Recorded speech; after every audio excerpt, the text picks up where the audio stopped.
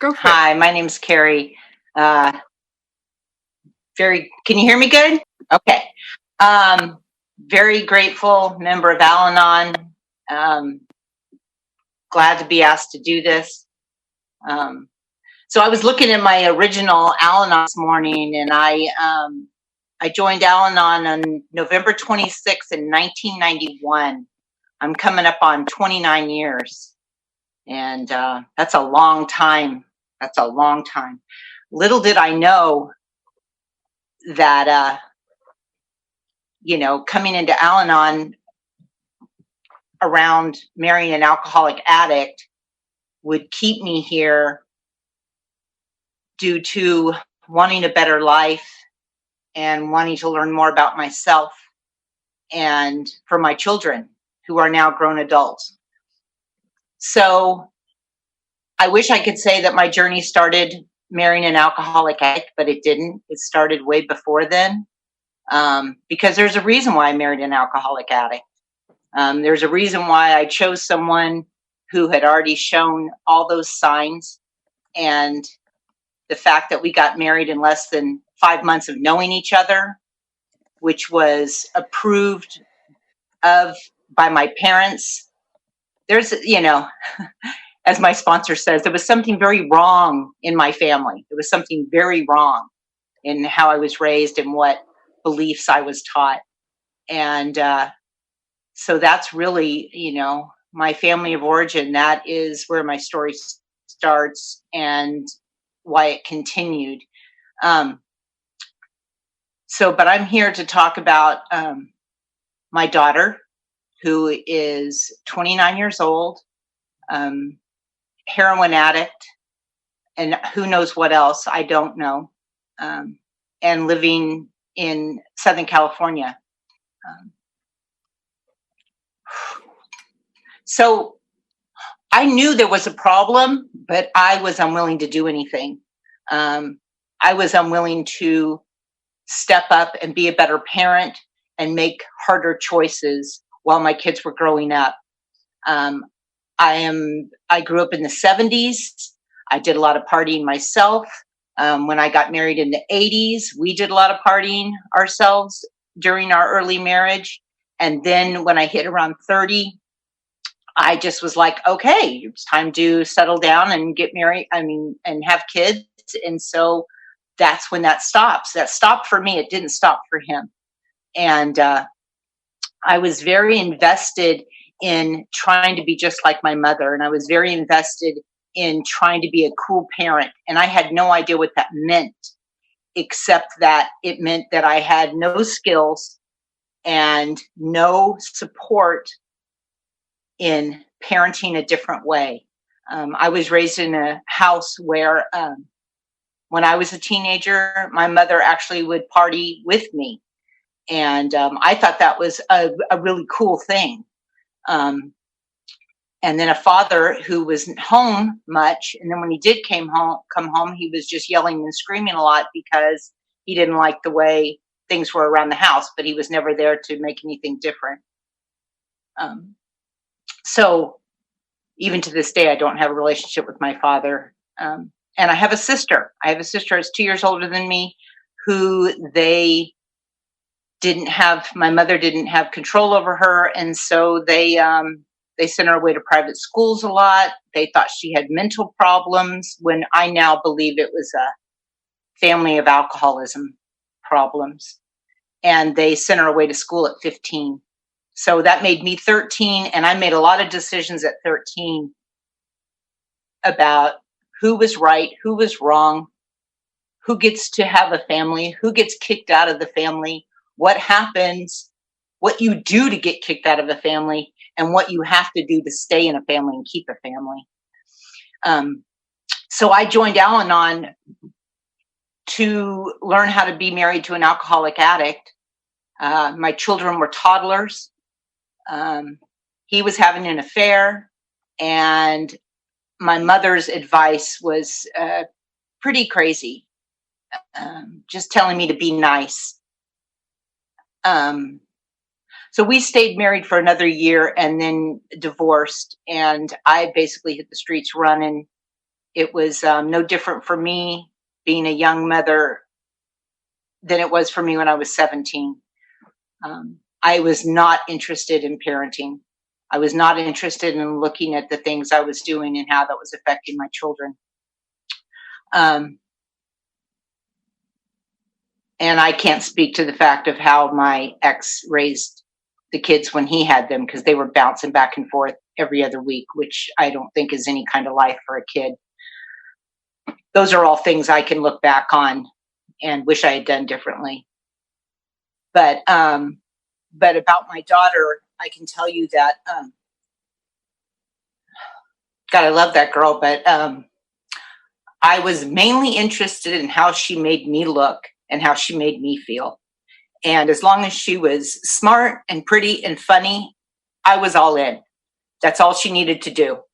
And she was all three of those things. And we had that dance, and we played that dance, and we danced that dance for many, many years.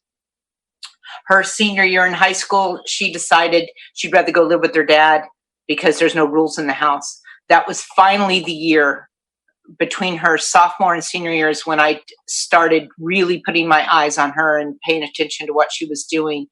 And she wasn't interested in being parented, so she went to live with her dad. She got into college early. I helped with that. And she picked San Diego. And so she was far away from home and really not interested in coming back home. She joined college life just all in. Freshman year, I only heard parts of what was going on. She got threatened to get kicked out of the dorms. I had one of her friends there call me because she had an ambulance ride to the hospital because she was drunk and fell and hit her head. There was all kinds of signs of what she was doing, but because she was now 18, an adult, she wasn't interested in doing anything different. She was going to have her experience. And that's pretty much the way it has continued. She stayed down in San Diego. The last time she actually came home was she'd been kicked out of every place she'd lived, and she had no place to go. And so she called me, but nowhere near her bottom. She called me demanding a one-way ticket on an airplane home because she didn't have a place to go. And I just told her, I said, you need to get clean. You need to get clean. And she agreed. And then she promptly wanted me to put her into some kind of inpatient rehab. And I was like, you are 20 some odd years old and I'm not. No, you can do this. If you're really interested, you can do this. Her boyfriend's mother put her son in rehab, and she put my daughter in an outpatient program. And my daughter started calling me every day, and she still wasn't interested. It was everybody else. She didn't like the way they talked to her. She didn't like the people that were in the meetings. She just wanted to come home. And then she knew that if she told them she thought about hurting herself, they put her in the psych ward, and then she got to be on drugs. So she would call me from the psych ward, totally loaded out of her mind and just hallucinating. Very difficult to stay on the phone with her. I had no idea how best to help her. I had none. And so she was calling her father also, and he went down and picked her up. He couldn't stand it. She actually had an opportunity to get some help maybe there, but he couldn't stand it. So he went and picked her up and brought her back here. And that didn't help her. Being back at home around, high school friends and being around her parents. Like I said, I didn't know what to do with her. It was near her birthday. My best thinking was to take her shopping and take her to the movies and buy pizza so her friends could come over and have some pizza, and then we could go watch Young Frankenstein at the theater. I was so scared for her, and yet so scared to tell her the truth.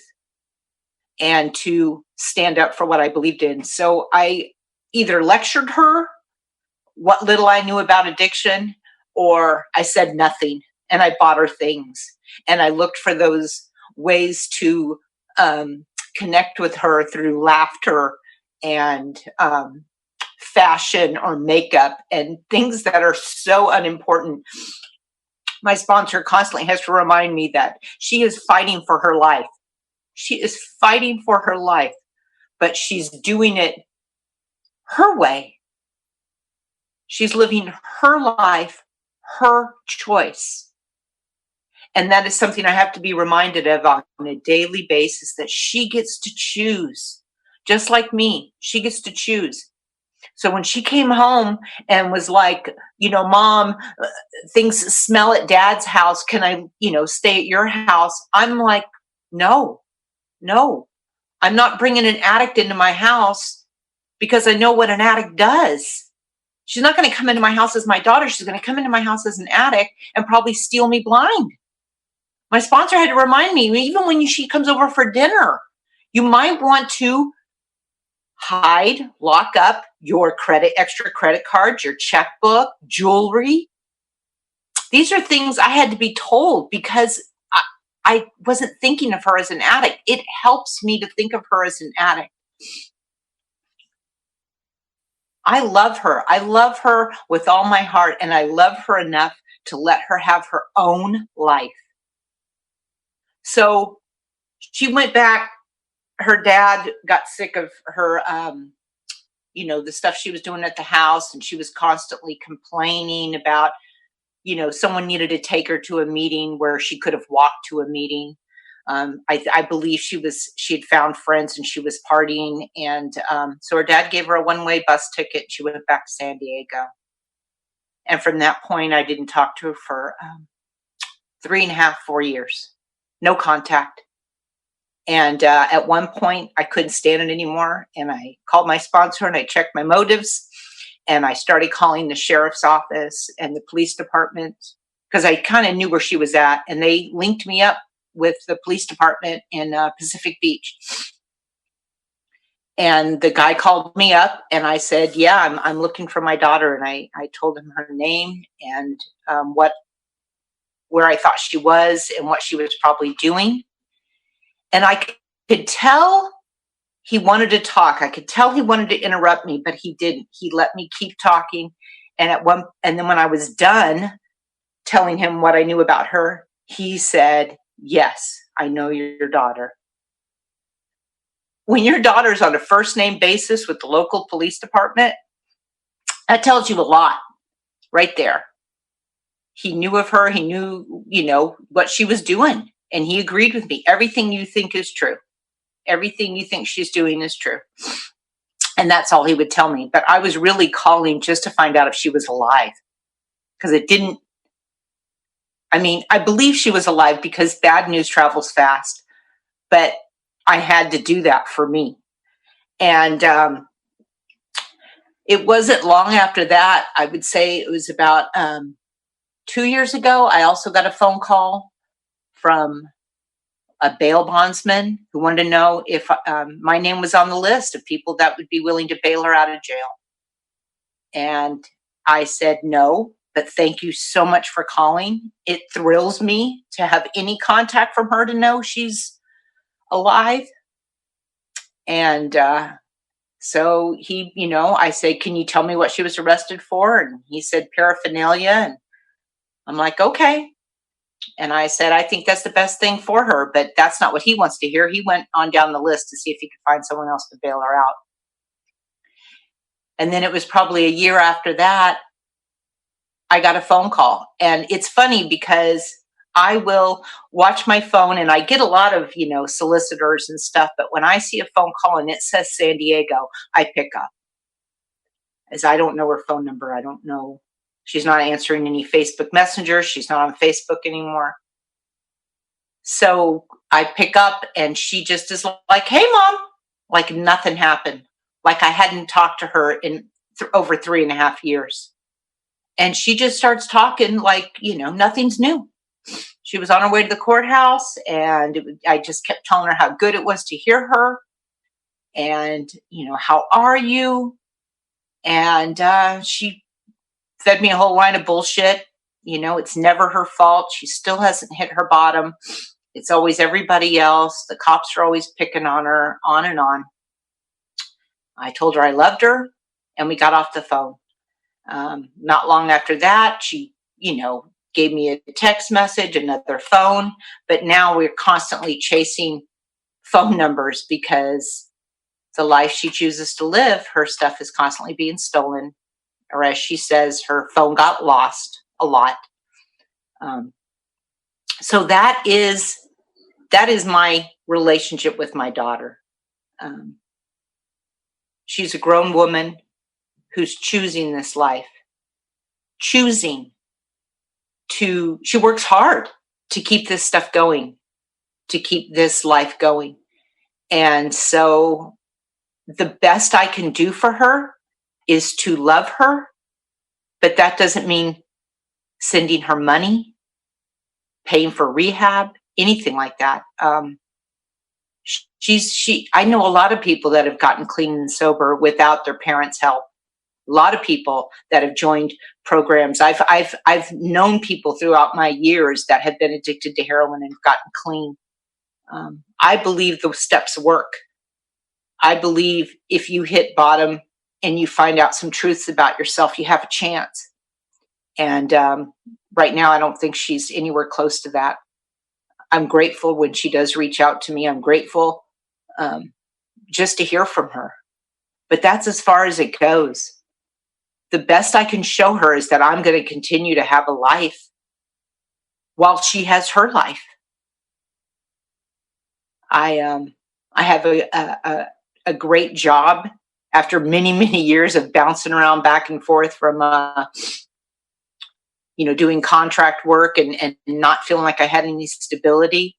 I've learned enough in the program how to conduct myself as a worker among workers. I also have a son who, because of the work I've done in the program, we are very, we talk a lot. And sometimes we talk about his sister. And sometimes he has to tell me, I don't want to talk about Megan. I don't want to talk about her. I called you. And I am so grateful to him for telling me that, because I was using him to get information. He gets information from his dad because his dad's in touch with her.